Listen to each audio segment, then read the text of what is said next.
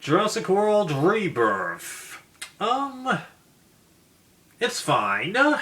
There's nothing grandiose about it, okay? Everything that you've seen in this movie, you've seen before in one fashion or another, be it this franchise or some other franchise.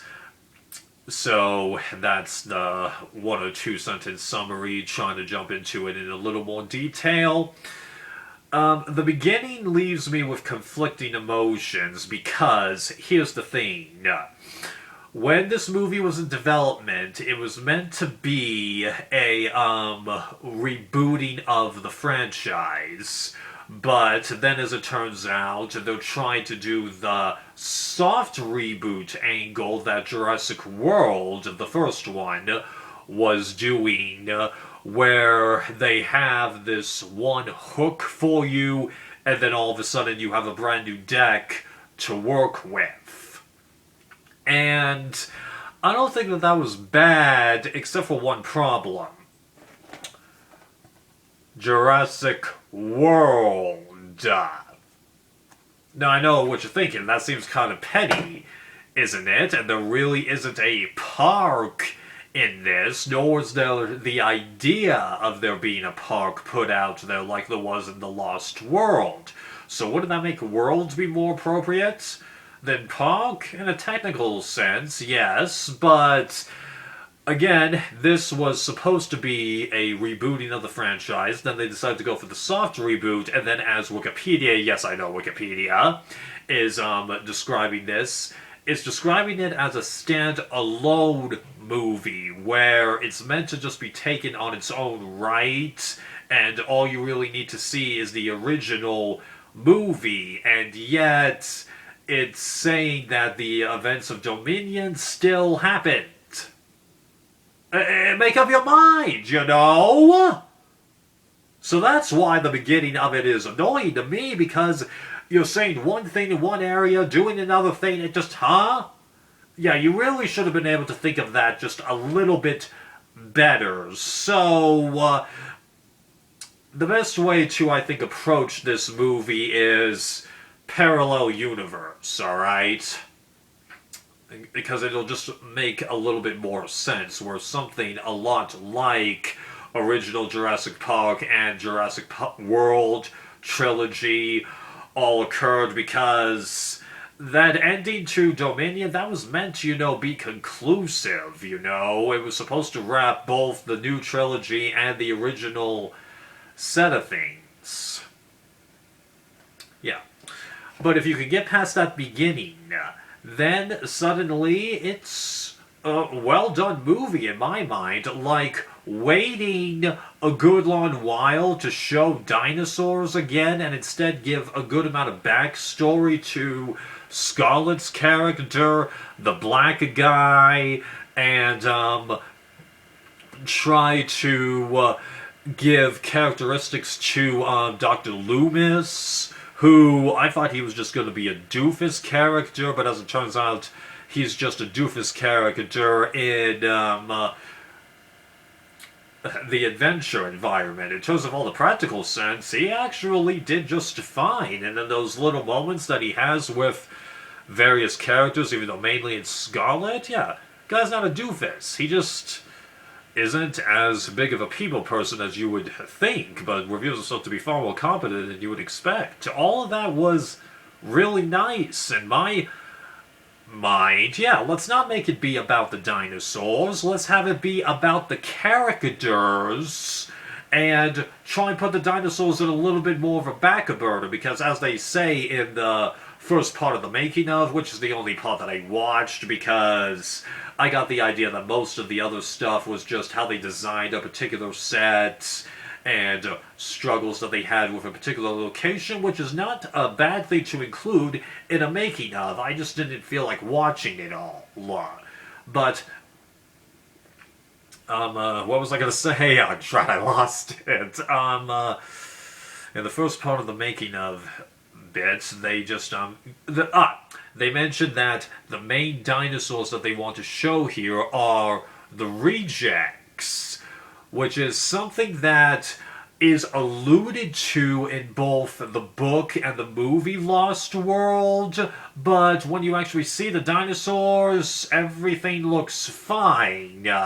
Yeah, throwing in Spinosaurus on that same island in the third one was kind of a stretch, but this is a totally new island. The dinosaurs you see do look weirder because we've learned a lot about dinosaurs since then, and then you have that dinosaur at the end, which is a crossbreed between T-Rex, some other breed that has like a big bulging skull, because I know I've seen a species that fits that description. I just can't remember the name of it. Even if I could, I bet I'd butcher it to smithereens.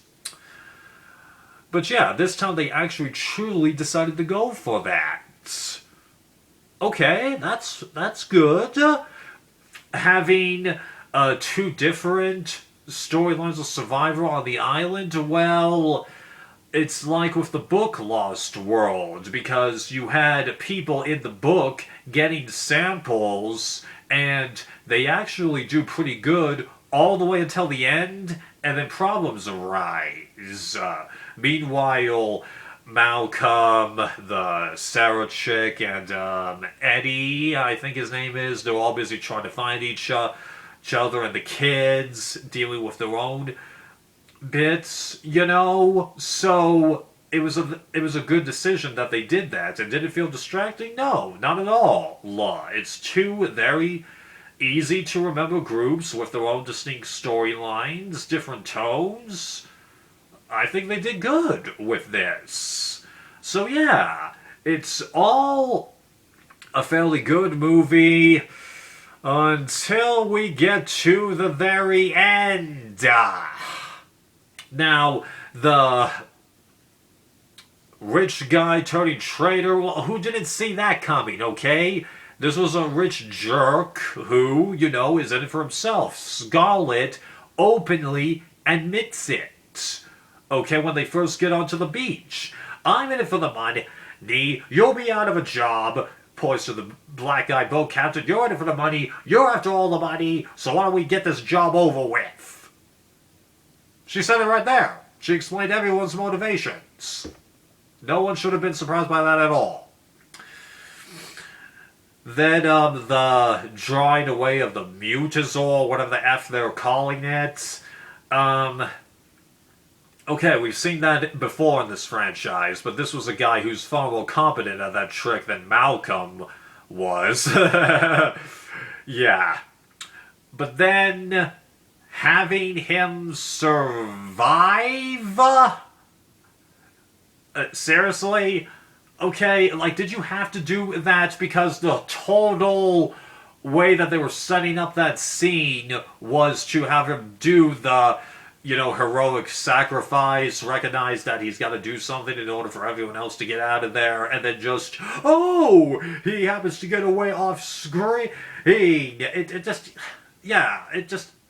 something, just that was not good, okay? It's like how they ended the third one, after they get away from the Spinosaurus on the raft, then all of a sudden, like, okay, yeah, here's the end of the movie, haha, here you go. It just, yeah, that was not good. So what would I have done? I don't know, because there wasn't that much to work with here. Yeah. I would have also liked a little bit more of a resolution with Xavier and the girl's father, but you would have only gotten, like, 30 seconds of dialogue. So, to be fair, we aren't missing much, but I would have liked to have had a better resolution of that. To be fair, though, almost everything had happened that needed to be done anyway, where he goes, you jumped after her, I wasn't expecting that. And Xavier shrugs it off, going, heat of the moment, even though he doesn't say that. He's just like, yeah, I did it. But then he openly admits, I don't even know why she wants to be with me. And the dad goes, she sees you for what you are. She can peel back the layers. And Xavier's like, sure, but, he's younger. He doesn't think about things the same way. But, they had established, that there's respect for each other. Yeah, they got issues, but give it time. Yeah, you could tame the bad things in him, and then he'd be just a guy. What is wrong with just being a guy, okay? Like, I got rid of all remaining vestiges that, I might amount to something. I'll let you define what something is in 2016. And while it was a little depressing, at the same time I realized, what? It's much easier if you're not famous or well known. Yeah. So it would have been nice to have that one other bit, but it's alright. They did everything but that. Yeah. And then, of course, Scarlet deciding, let's get this out to everyone. Well, the hook had been put out there to do just that by the rich guy in the beginning. The Doctor was just smart enough to know it wouldn't turn out that way. Yeah, in this age of corporations controlling everything, effing pathetic. Yeah, seriously, when's that next Great Depression going to happen and help fix this equation? That's the only way out at this point. Well, there's one other way, but that's even worse. Trust me. But yeah, other than that penultimate end scene and the hook of the beginning sending conflicting messages, this is fine. It fits right in. Nothing spectacular, but again, how much stuff is truly original these days? Okay? Trust me, it's getting harder and harder to come up with stories that can't be, in a few ways, distilled down to something that has been done before, and half of the ones that aren't like that, as Tenet demonstrated, it's tough for the public eye. Even though I actually didn't mind Tenet that much, but I'm in no rush to go back to that. Meanwhile, Inception, I was more than willing to jump back into that. So what am I going to give the movie?